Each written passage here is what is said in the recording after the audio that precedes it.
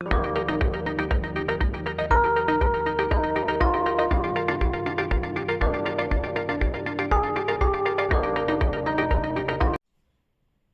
Dear parents.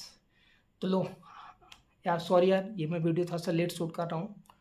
काफ़ी queries आ चुकी थी कि ऑर्गेनिक केमिस्ट्री को लेकर काफ़ी लोगों का क्वेश्चंस था कि सर कैसे इसको करें, नंबर नहीं हो पा रहा है, बढ़ नहीं पा रहा है। हाँ, अगर आप ये भी देखोगे जब से एनटीए पेपर बना रहा है 2019 से, हाँ, तो थोड़ा सा अगर आप देखोगे फिजिक्स से भी टफ पोर्शन जो कर रहा है वो केमिस्ट्री को कर रहा है। और पिछले साल के पेपर देखोगे और ये सब देखोगे तो जो तो ऑर्गेनिक केमिस्ट्री का जो लेवल है वो टफ कर रहा है। टफ कर रहा है कि मतलब ये कि हमें जेई एडवांस का पेपर सॉल्व करना है, जेई मेंस का पेपर सॉल्व करना है, नहीं। टफ कर रहा है आपका एनसीईआरटी से ही टफ कर रहा है, तो आपको एनसीईआरटी से ही करना है। अच्छा, एनसीईआरटी से करना तो भैया बहुत बड़ा एनसीईआरटी का सिलेबस है, तो कैसे करूँ? हाँ, तो उसके लिए तो मैं आज वीडियो बना रहा हूँ कि आपको करना कैसे है, कैसे आप अप्रोच करके कम टाइम में ज़्यादा से ज़्यादा नंबर को गेन कर पाओगे।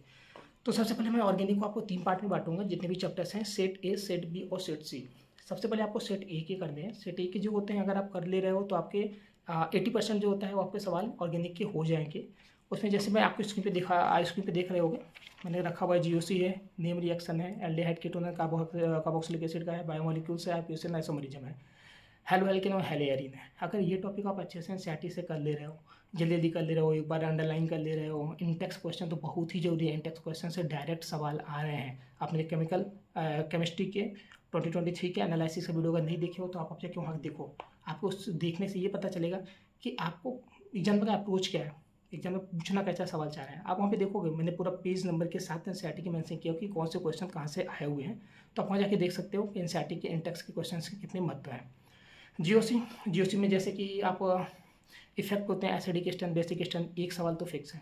इंटरमीडिएट की स्टेबिलिटी एक सवाल फिक्स है, कार्बोकेटन होगा, कार्बोएनन होगा, फ्री रेडिकल हो गया, इसमें से एक आएगा, तो आपके 2 सवाल यहाँ पे हो गए। उसके बाद रीजनलेस इफेक्ट हो गया, टाउटोमेरिज्म हो गया, एरोमेटिसिटी हो गया, इंडक्टिव लूप हो गया और हाइपर कॉन्जुगेशन हो गया। ये अल्टरनेट देते हैं, कभी हाइपर कॉन्जुगेशन से दे देंगे, कभी एरोमेटिक से दे देते हैं मोस्टली, और कभी कभार जो होता है रीजनलेस या टाउटोमेरिज्म से भी दे देंगे। टाउटोमेरिज्म में कीटोल और इनॉल के फॉर्म का स्टेबिलिटी, ये आप ध्यान से कर लेना। तो आप ऐसे देख सकते हो जीओसी के एकदम फिक्स एरिया है। एसिडिक बेसिक स्टैंड से एक सवाल तो आना ही आना है, इंटरमीडिएट की स्टेबिलिटी से एक सवाल आता ही है, रीजनस हो गया, टाउटोमेरिज्म हो गया, हाइपर कॉन्जुगेशन होगा, एरोमेटिसिटी, इसमें से एक आएगा। तो आप ऐसे सवाल याद करो कि आपको कैसे कैसे तैयार होते जा रहे हैं। आपने इफेक्ट तैयार कर लिया, एसिडिक स्टैंड बेसिक स्टैंड पे कमांड हो गया, हाँ, ये तो फिक्स हो गया, एक क्वेश्चन हमारा तैयार हो गया। ऐसे एल्डिहाइड कीटोन कार्बोक्सिलिक बहुत ही इंपॉर्टेंट चैप्टर है। इसमें क्या करना है, सबसे पहले एल्डिहाइड का रिएक्शन देखना है, एडिशन रिएक्शन होता है ना, उसकी स्टेबिलिटी को देख लेना है कि सबसे पहले क्या होता है। सबसे पहले हम एल्डिहाइड को छाटते हैं, उसमें जो होता है एरोमेटिक एल्डिहाइड को पीछे रखते हैं, उसका जो होता है कीटोन को देखते हैं। अच्छा, इसमें सबसे बड़ी जो चैप्टर इसमें सवाल आती है वो ये होती है कि specific reaction of the aldehyde, हाँ, and specific reaction of the ketone, the reaction which does not give the test for the ketone, उसको अलग याद करना है। कार्बोक्सिलिक एसिड में अगर हम देख सकते हैं तो कार्बोक्सिलिक एसिड का प्रिपरेशन जो होता है बहुत इंपॉर्टेंट आ जाता है। और अगर एल्डिहाइड और कीटोन का साथ में देखेंगे तो वो reaction with the an compound कराते हैं ना, बड़े बड़े से वो एन कंपाउंड्स हो गया, शिफ्ट रिएक्शन हो गया, शिफ्ट टेस्ट हो गया, और एन कंपाउंड से अलग अलग एन वैल्यू लगा के करा देते हैं ना, तो वो वाली इंपॉर्टेंट है। तो अगर हम बायोमोलिक्यूल्स में देखेंगे तो बायोमोलिक्यूल्स में अगर हम देखेंगे तो ग्लूकोज का प्रिपरेशन अच्छे से याद करना, उसमें 5-6 रिएक्शन दिए हुए हैं, ग्लूकोज को चेन की तरह कौन से रिएक्शन से प्रूव करते हैं, ग्लूकोज का अगर ये एल्डिहाइड है तो उसको कैसे प्रूव करते हैं, अलग अलग दिया हुआ है, उसको प्रिपरेशन ध्यान रखना है। ग्लाइकोसाइडिक लिंकेज देख लेना है, गैलेक्टोज में कौन सा है, ग्लूकोज में कौन सा है, ये सब पूरा लिंकेज देख लेना है। पेप्टाइड का लिंकेज के बारे में पढ़ के जाना है, 1 डिग्री 2 डिग्री 3 डिग्री। प्रोटीन पढ़ के जाना है, आप बायोमोलिक्यूल्स में पढ़ चुके हो। डीएनए और आरएनए तो आप अच्छे से पढ़ चुके होगे पहले भी। हेलो अल्केन्स और हेलोनेस फिर से इंपॉर्टेंट हो जाता है, इसमें से थ्योरेटिकल सवाल आने के बहुत ज़्यादा चांसेस हैं। तो इसमें अब मेथनॉल हो गया, एथेनॉल हो गया, इसमें बहुत सारे यूजेस दिए हुए हैं, क्लोरोफॉर्म हो गया। एनसीईआरटी के जो लास्ट के 2-3 पन्ने होते हैं, इस चैप्टर के 2-3 पन्ने हैं, उसको आप अच्छे से पढ़ो, उसके पॉइंट्स बना लो, पॉइंट्स बना के पन्ने पे लिख लो, उसको लास्ट में देख लेना। अभी से करते जाओ, अभी चीज़ों को कॉन्साइज करते जाओ। और हेलो एल्किन में SN1 और SN2 का रिएक्शन होता है, उसमें स्टेबिलिटी आ जाता है पूछने को। SN1 SN2 को आपको 2-3 रिएजेंट दे देगा, उसमें आपको करना होता है। स्टेप रिएक्शन में भी काम आ जाता है। E2 रिएक्शन होता है इसमें एल्किन का, उसको भी ध्यान देखना। मैग्नीशियम से सवाल उतने ज़्यादा डायरेक्ट नहीं आ रहे हैं। आप अगर पिछले 3 साल से 4 साल का देखोगे तो मैग्नीशियम से ज़्यादा सवाल नहीं आ रहे हैं। ज़्यादा आ क्या रहे हैं उसको आप ध्यान दो, कैसे आप ज़्यादा से ज़्यादा नंबर कर सको। और अगर मैग्नीशियम से एक सवाल आ भी गया तो उसके लिए आप बहुत ज़्यादा मेहनत मत करो ना। अगर आपकी प्रिपरेशन उतने लेवल की नहीं है, अगर हो गई है तो अच्छी बात है, आप मैग्नीशियम के डीप में जाओ, नहीं तो आप देखोगे कैसे नंबर कम मेहनत से ज़्यादा नंबर ला सकोगे। तो ये हमारा सेट ए का भी सेट ए का है। सेट ए में क्या हो गया कि अगर आप इस टॉपिक को तैयार कर लेते हो तो आपका 70 to 80% जो होता है ऑर्गेनिक के पेपर सॉल्व हो जाएंगे।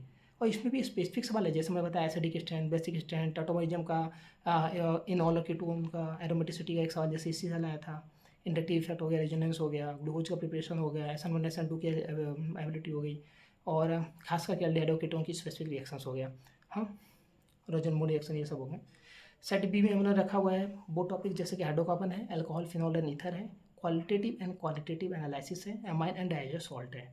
ये क्या है, अगर इसको आप भी तैयार कर लेते हो तो आपके और ज़्यादा बूस्टअप हो जाएगा, और आपके जो बचे हुए 20% है वो भी आपके मोस्टली हो जाएंगे। हाइड्रोकार्बन में भी एक फिक्स सवाल है, ओजोनोलाइसिस। ओजोनोलाइसिस को आपको जरूर से जरूर करके जाना है, रिडक्टिव भी और ऑक्सीडेटिव भी, आपको दोनों को दोनों करके जाता है। ये क्वेश्चन 100% फिक्स है, ये क्वेश्चन तो आता ही आता है। हाइड्रोजनेशन हो गया, इसमें एडिशन रिएक्शन होगा, जैसे कि ये आपको स्टेप रिएक्शन में काम आएगा। एडिशन रिएक्शन जैसे हो गया ऑक्सीमर्कुरेशन, डीमर्कुरेशन रिएक्शन हो गया, तो ये जितने भी रिएक्शंस हैं एडिशन रिएक्शन में आते हैं, छोटे छोटे करके आते हैं, वो ये स्टेप रिएक्शन में आ जाते हैं, और वो डिस्टिंग्विश करने के लिए काम आ जाता है। क्वालिटेटिव एंड क्वालिटेटिव एनालिसिस, इनको मैं कहूँगा ये आपको बोनस क्वेश्चन है, ये आपको मार्क्स दे के जाती है, क्योंकि एनसीईआरटी के बाहर ये पूछेगा नहीं। और इसमें क्या होता है, एक होता है सेपरेशन टेक्निक जो होता है, उसमें से आपको फिक्स है, लगभग क्रोमेटोग्राफी का देता है या तो डिस्टिलेशन का देता है, उसको आप एक पॉइंट्स बनाओ, डिस्टिलेशन, फ्रैक्शनल डिस्टिलेशन, ये डिस्टिलेशन, ये डिस्टिलेशन, आप उसमें पॉइंट्स बनाओ, और इसमें आप पॉइंट्स लिखते जाओ, उसके एग्जाम्पल लिखते जाओ, बस लास्ट में आपको वही देख के जाना है, बाकी कुछ नहीं देख के जाना है। डिस्टिलेशन का टाइप देख के रखना, कौन किसका टाइप है। क्वांटिटेटिव एनालिसिस में देखेंगे तो लैसिग्नस सॉल्यूशन, PSNX जो होता है, ये इसी बार सवाल आया हुआ था। ड्यूमा हो गया, जेल्डामेट हो गया, डायरेक्ट फार्मूला है, डायरेक्ट फार्मूला में वैल्यू रखो और आंसर पाओ, क्यूरियस मैटर है। एमाइन एंड डेजॉर सॉल्ट बहुत ही इंपॉर्टेंट है, खास करके एमाइन में, प्राइमरी एमाइन के लिए जो स्पेसिफिक रिएक्शंस होते हैं उसको ध्यान से रखना है। इसमें से नेम रिएक्शन अगर कहीं से ज़्यादा आने के चांसेज होते हैं तो आपके एमाइन से आते हैं, ठीक है। तो 1 डिग्री की स्पेसिफिक रिएक्शन लिख लिया। कंफर्म डायोजो का एक सवाल कंफर्म आ रहा है, हर साल डायोजो का प्रिपरेशन पे एक सवाल लगातार आ रहा है, तो आप इसको भी निर्धारित मत करना, ठीक है। अब ये सेट 1 सेट बी सेट सी मैंने क्यों बांटा है, इस बेसिस से बांटा है, ये मैंने इस बेसिस पे बांटा कि आपको रिवीजन किस बेसिस पे करते जाना है, ठीक है। अगर हम दो ही सेट बेसिस पे करते हैं, इसमें आपको पूरा का पूरा कवर हो गया, क्योंकि थर्ड बेसिस में रखा हुआ था chemistry in everyday life and polymer, जो कि चैप्टर से हट चुका है। तो भैया अब ये हो गया कि भैया आप कैसे करें रिवीजन, कितना टाइम दे ऑर्गेनिक को, क्योंकि बस ऑर्गेनिक तो है नहीं, हर सब्जेक्ट है। तो आपको देख सकते हो यहाँ पे 4 पॉइंट्स मैंने बनाया हुआ है आपके लिए कि revise chapter from the short note. सबसे पहले शॉर्ट नोट्स आप बना लो और उसी से अब रिविजन करो। करने के बाद आप PI को सॉल्व करो, उसमें PI को देखो कि आप इससे सॉल्व हो पा रहे हैं कि नहीं हो पा रहे हैं, और जो नहीं हो पा रहा है उसको अंडरलाइन करो, उसको बाद से रिवीजन देखो, फिर अपने नोट्स में जाके दोबारा देखो कि वो सवाल क्यों आपका नहीं हो पाया। फिर उसका देखेंगे revise again with the help of the minds map. Minds map अगर आपके पास नहीं है तो मैं आपको अपने टेलीग्राम पे लिंक नीचे डिस्क्रिप्शन में आपको टेलीग्राम में दे दूँगा। फिर मैक्सिमम अब इस समय पे लास्ट के 20 दिन में ऑर्गेनिक केमिस्ट्री को आप कितना देख सकते हो, पूरा दिन नहीं पढ़ना है आपको, 2 घंटे, आप 2 घंटे दे रहे हो तो मोर देन सफिशिएंट है।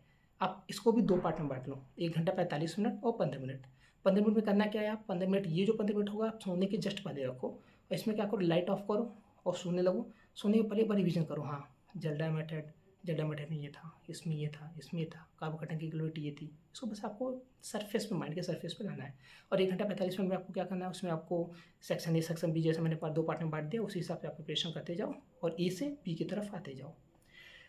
तो आपके प्रिपरेशन को और बूस्ट करने के लिए और अच्छे से कैसे केमिस्ट्री को, ऑर्गेनिक केमिस्ट्री को खास करके अप्रोच करें, क्योंकि मोस्टली लोगों ने जो डाउट बोला था कि भैया कैसे वीडियो बनाएं, तो इसी में बताया था।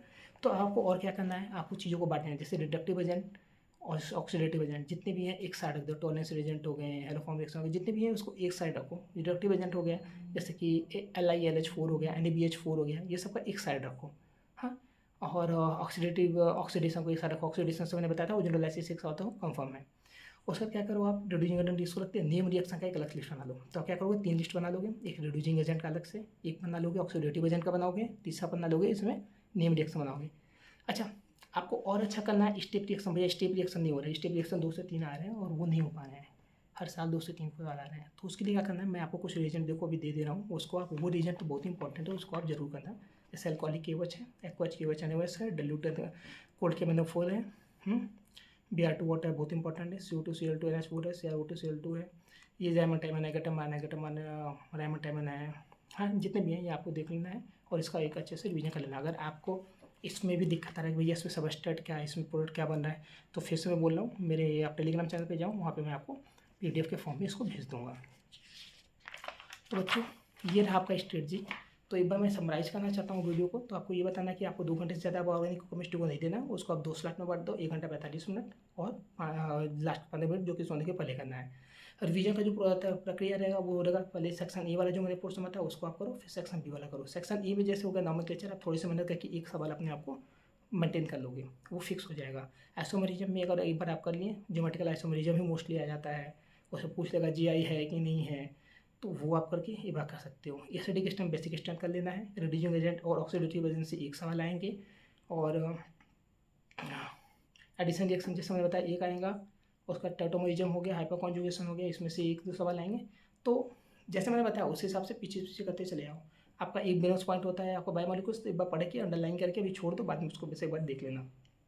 तो इस हिसाब से आप अपना कवर कर सकते हो। नेम रिएक्शन और जो रिएजेंट दिया है उसको तो जरूर करो, क्योंकि रिएजेंट जो होता है आपका स्टेप रिएक्शन आता है तो आपको वही काम आएगा। रिएजेंट को भी आप कर लो। तो ओके, अगर अभी भी आपको कोई डाउट है ऑर्गेनिक केमिस्ट्री में तो आप फिर से कमेंट नीचे कर सकते हो। आप टेलीग्राम पे जाके वहाँ पे भी मैसेज कर सकते हो, ठीक है। तो यार बस अब आपको अगर अच्छा लगा हो तो यार इसको सब्सक्राइब करो चैनल को, और शेयर करो यार। इससे क्या होता है, मुझे थोड़ा सा मोटिवेशन मिलता है कि मैं अगला वीडियो बना पाऊँ। ठीक है, ओके, बेस्ट ऑफ लक।